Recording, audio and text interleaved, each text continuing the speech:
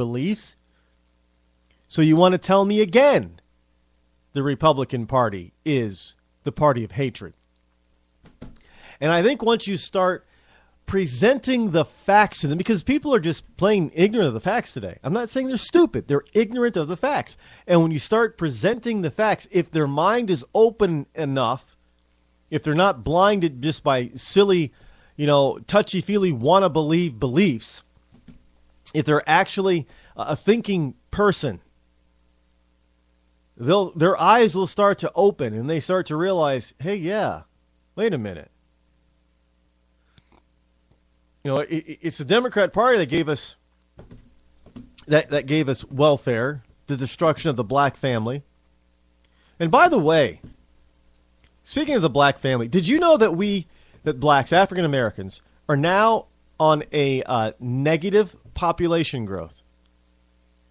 Yes. In other words, we're starting to abort more black children than are being born. And that the population, we're not increasing the African American population. It's going the other way. You're going to start to see a reduction in the number of African Americans in the near future because of lack of birth. Now, that was the goal of Planned Parenthood since its inception. And nobody can dispute that because that's the actual historical, factual truth. And if you look today, where are most Planned Parenthoods?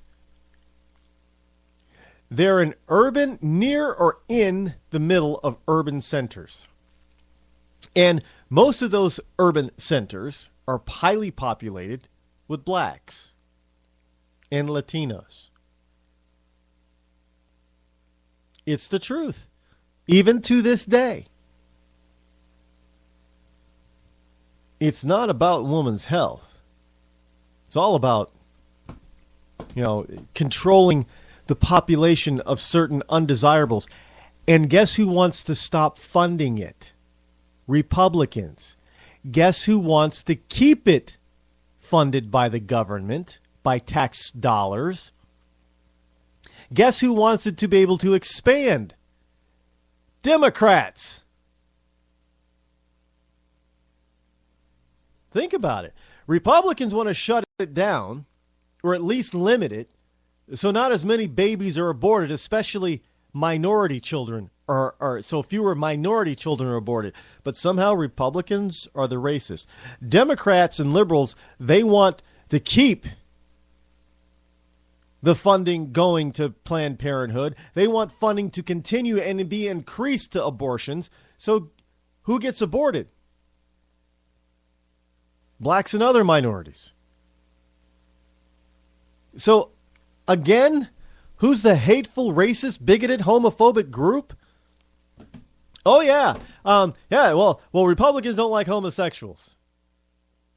Really? Who got rid of Don't Ask, Don't Tell? President Obama? No, wrong. Obama was ordered by a federal court to get rid of Don't Ask, Don't Tell. It still took him almost a year to do it after the court order. But who filed the lawsuit that finally ended with the judge's decision saying the Don't Ask, Don't Tell is unconstitutional, has to go? It was a Republican group. Who started Don't Ask, Don't Tell? Oh, a Democrat, Bill Clinton. Who's the racist, homophobic, bigoted, hateful group again? The facts just do not support your liberal beliefs. Now, I even point this out to some of my gay friends. Yes, I have some. Oh, wait a minute. You mean a Christian black guy has gay friends? They're just people.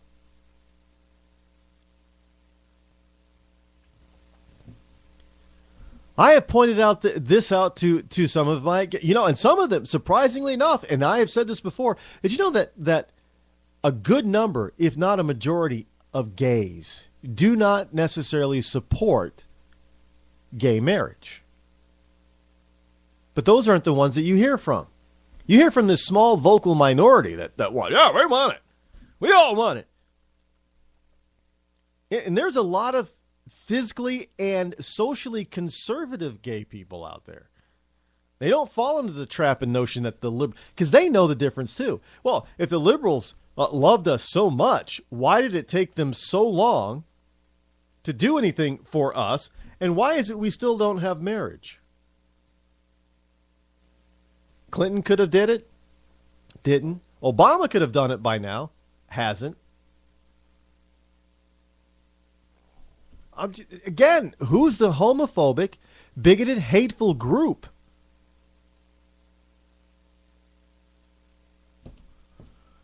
Not everybody is fooled by their, is filled with ignorance and fooled by the rhetoric from the left. Well, tonight we got a lot to cover. We got less than a week to go before the final decision is made by the American people. And the left is, mainstream media and the left, they're losing their minds. Some of the polls out there are just they're farcical. I mean, there's an LA Times report, a poll out there that states Obama is up by 6 points nationally. Now, no legitimate poll has got Obama up nationally. Now, if you go to certain states or districts, obviously there are going to be, states that Obama's up over Romney and states that Romney's up over Obama. But nationally speaking, right now, it's even the liberals, the legitimate liberal polls have got it either tied or Romney up, not Obama. And frankly, they know the facts that if it's going this late into the campaign and it's a tie, the incumbent loses. Now, I must remind you that we've had a number of polls tell us a different story than what actually happened. Now, we know for a fact that at this time between Ronald Reagan and Jimmy Carter, the polls are saying that Carter was up 6 points. In less than a week, Reagan somehow pulled off a landslide? Or were the polls wrong? Yeah, the polls were wrong. Because what did Reagan get? He got 55, 50, 50. It was a tremendous landslide.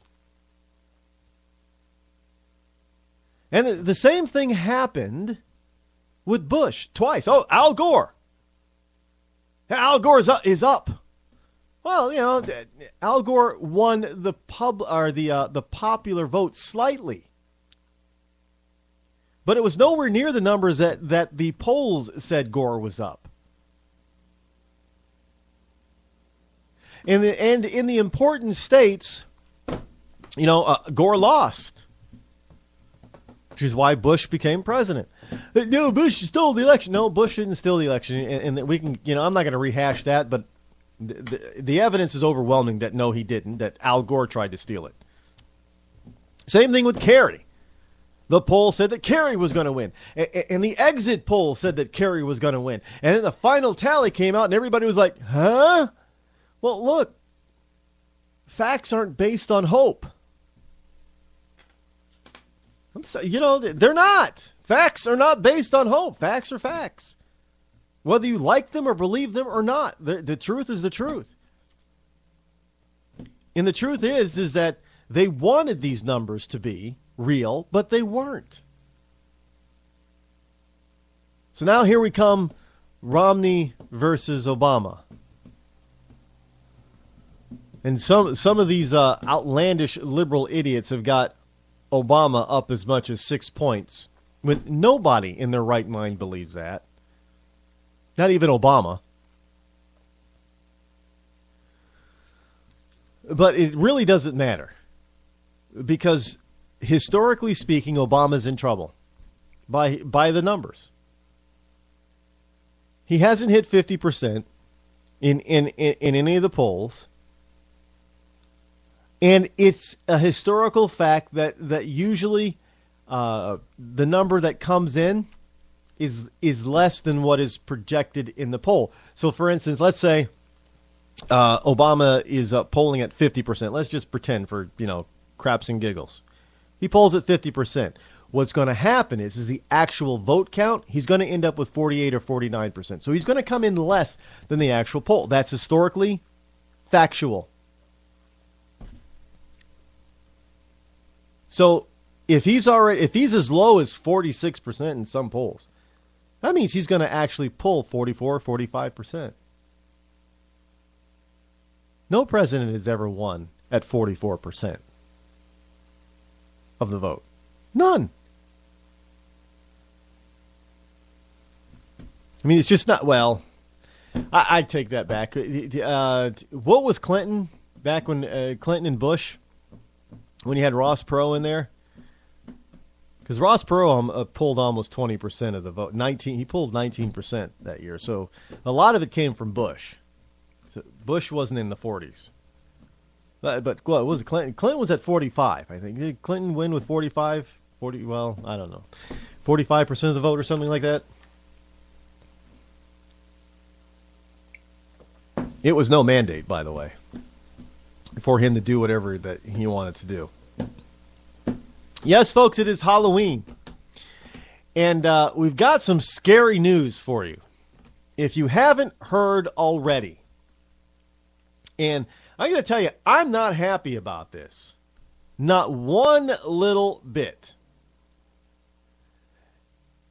And I cannot blame him for doing this because, he figured what? He's 70 something. He's figured he's getting old. He's actually 68. And he's, he wants to retire, I guess. Live out the rest of his golden years or whatever. And he's selling Lucasfilm. Disney buys Lucasfilm for over $4 billion in cash and stock. Now, Lucasfilm, now understand this, folks. Let me read you the story in USA Today. Luke Skywalker and Han Solo are joining Mickey Mouse, Buzz Lightyear, and Iron Man in Disney's roster of heroes. Disney is buying Lucasfilm for $4 billion, adding the legendary Star Wars franchise to the entertainment giant stable of characters.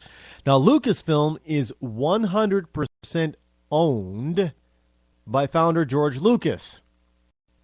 The purchase culminates a one and a half year pursuit of the Lucas Empire, Disney CEO said.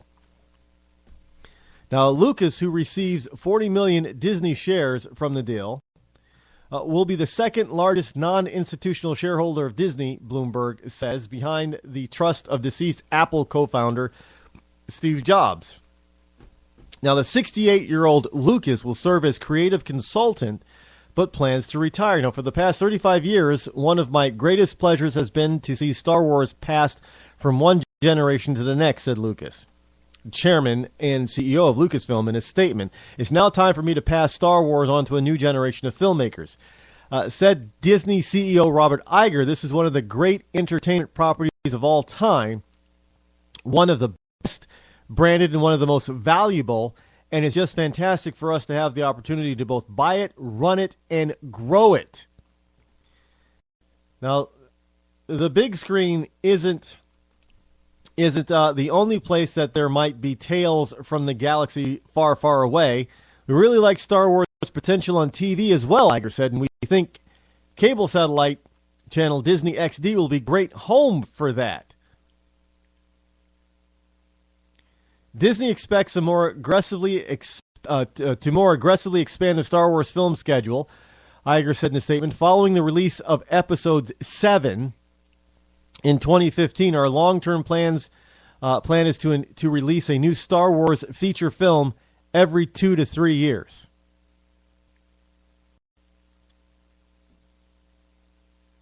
Star Wars episodes 8 and 9, Iger said, would follow probably on a cadence of every other year and then go from there.